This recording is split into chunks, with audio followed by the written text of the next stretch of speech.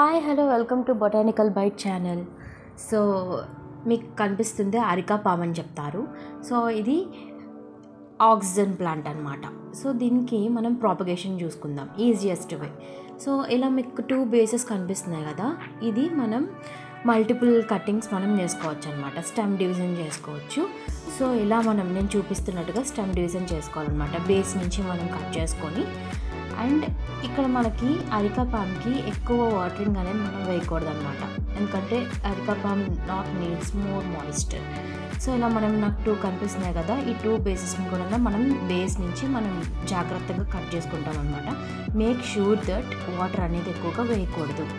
So మనం ఇక్కడ మొత్తం ఇదంతా కూడా అరికా పామ్ కదా, సో ఆ 2 బేసెస్ని మనం డివైడ్ చేసుకోవాలి. సో మనం రీపాటింగ్ చేసేటప్పుడు ఇలా మనకి ఇక్కడ కనిపిస్తుంది కదా, ఫుల్గా రూట్స్ అనేవి బాగా ఫామ్ అయిపోయాయి కదా.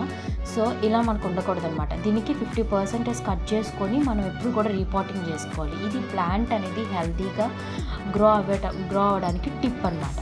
సో ఇలా మనం ఎప్పుడైతే ఆ 50% రూట్స్ మనం ఆ రూట్ పోర్షన్ అంతా కూడా కట్ చేసేసుకొని మనం ఆ సాయిల్ అంతటి కూడా ఇలా మనం రెండిటిగా కట్ చేసుకున్నాం అనమాట. సో చూసారు కదా, ఒక బేస్ వచ్చేసింది, ఇంకో బేస్ వచ్చేసింది. సో ఈ 2 బేసెస్ని కూడా మనం ఒక టబ్లో పెట్టేసుకొని ఒక సాయిల్ మిక్స్లో వేసుకుంటాం అనమాట. సో ఇదిగోండి, ఇలా లాట్ ఆఫ్ రూట్స్ అనేవి ఇలా ఫార్మ్ అయిపోయాయి అనమాట. సో దీన్ని మనం మిక్స్ చేసుకోవాలి.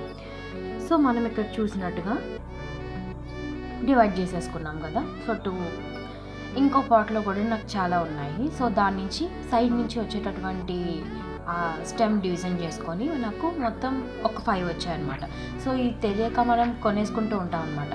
సో అలా కొనుక్కోకుండా మనం ఈ సైడ్న మనం వీటిని తీసుకొని ఇలా డివిజన్స్ ఉంటాయి కదా, ఈ డివిజన్స్ని తీసుకొచ్చి మనం ఫామ్ చేసుకోవచ్చు. చాలా అందంగా కనిపిస్తుంది. అండ్ అరికా పామ్కి వచ్చేసరికి చాలా బెనిఫిట్స్ ఉంటాయి. ఇది హార్మ్ఫుల్ కాదు, ఇది ఆక్సిజన్ ప్లాంట్. సో ఇదిగోండి, దీని నుంచి మనం ఇందాక చూపించినట్టుగా డివిజన్స్ అనేవి తీసుకుందాం. సో చూసారు కదా, పక్క నుంచి చాలా డాటర్ ప్లాంట్స్ అనేవి వచ్చాయి. సో దీన్ని డివైడ్ చేసుకునేటప్పుడు బేస్ నుంచి జాగ్రత్తగా తీసుకోవాలి.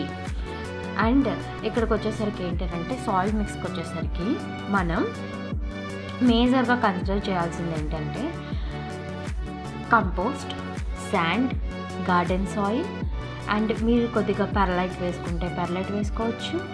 అండ్ హస్క్ వేసుకోవచ్చు.